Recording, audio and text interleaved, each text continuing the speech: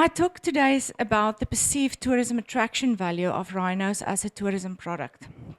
And I often say to Lindie, I'm speaking about the Kruger as it is my own.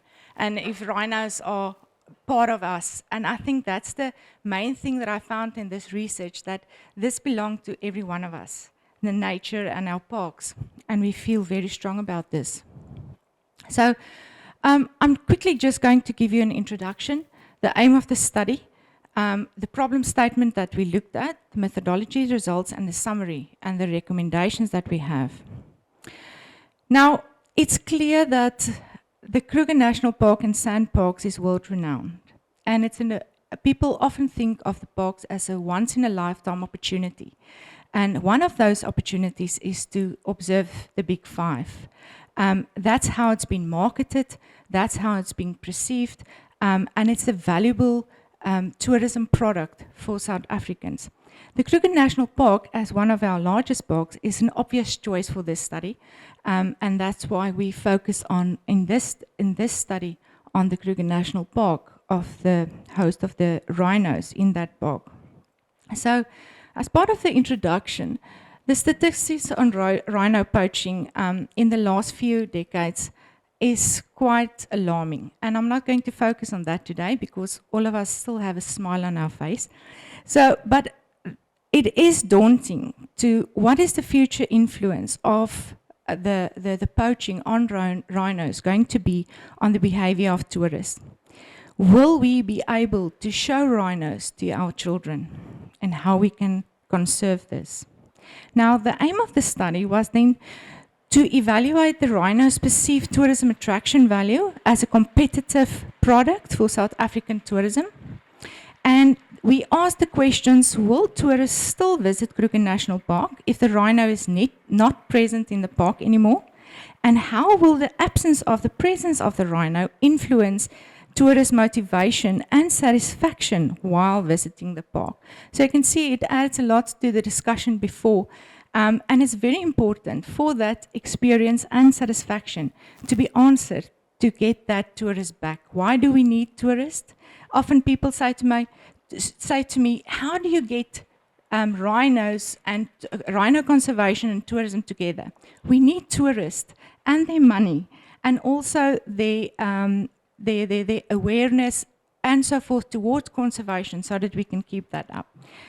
Good, the overall outcome of this management and the implication on management that we thought of is the indication of the tourism attraction value of the rhino for the Kruger National Park, the understanding tourists needs to see, experience and photograph a rhino with its horn intact, and the feelings towards the conservation of dehorning, the act of dehorning. The insights into how tourism in motivations will change or not if the rhino is not part of the park wildlife offering. And then lastly, the insights on how tourists would feel about seeing the rhinos in smaller protected enclosures.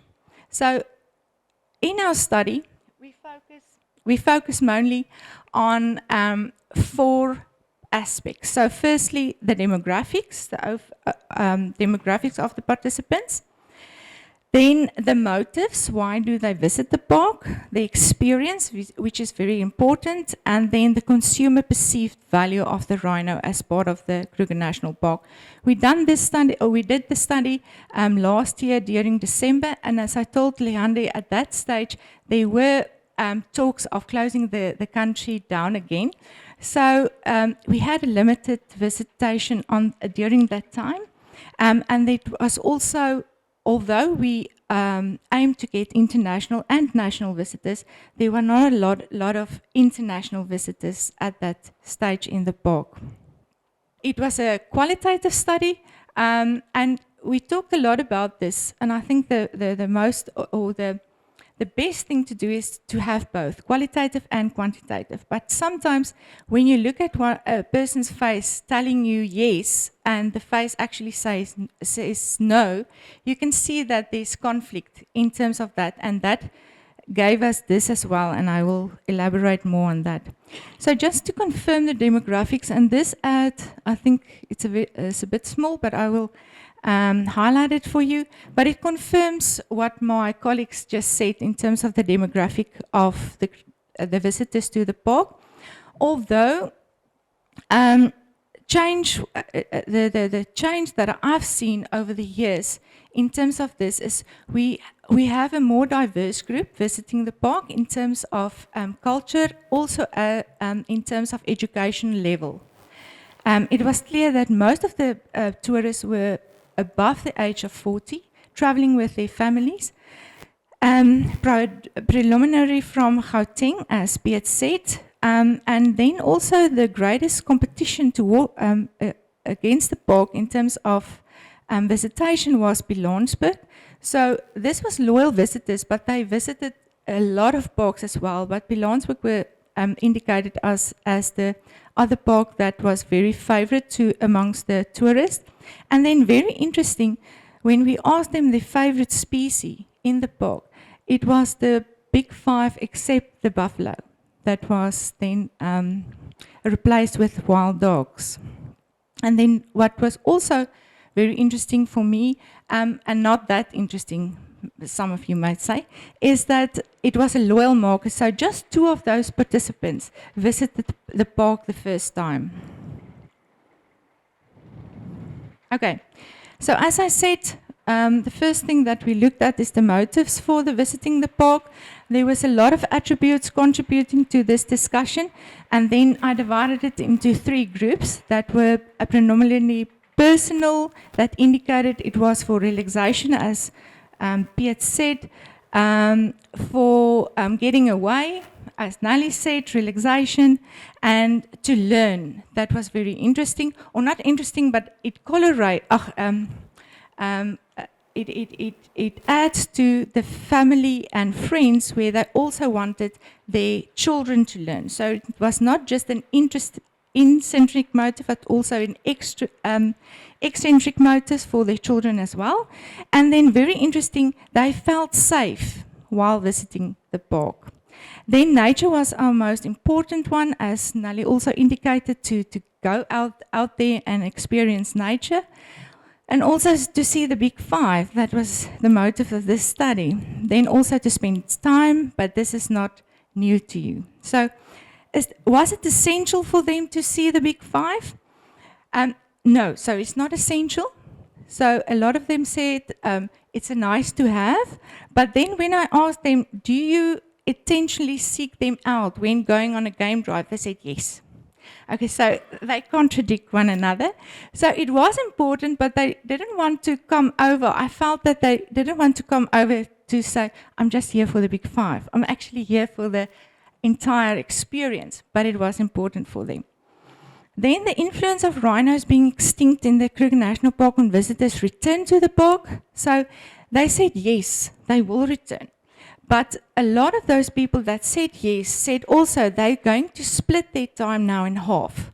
So where they often went just to the Kruger National Parks 4 or 5 times a year, they now will split the time to go maybe 3 times and the other 2 times to other parks that do host the rhino.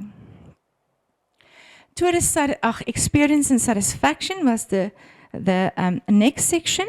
We asked the absence of rhino value on tourist experience. So obviously they say it's going to be negative. And a lot of them add, it's not just for me. I've seen the rhino, but what about my children and my grandchildren? So it's going to be devastating. And how can they then contribute to conservation? So we asked them, if you can contribute, how will you contribute? So 3 main themes then came out of it. The first one, awareness. We have to develop awareness strategies to get people involved. What is poaching all about? What is conservation all about? And then also funding. They are willing to be part of funding. But there was a lot of conditions while stating this. And then also governance and management of conservation. People want to get involved in the governance because they don't trust the governance now, and that's part of the awareness as well. What is happening, how it's being done, and how can we do it differently. Then when we asked them if SANParks put rhinos in smaller enclosures. Now, I'm not talking about a camp, but a camp large enough that you can still drive through, but it would be more secure, but smaller. How will they feel about this? And this is typically that response that they said,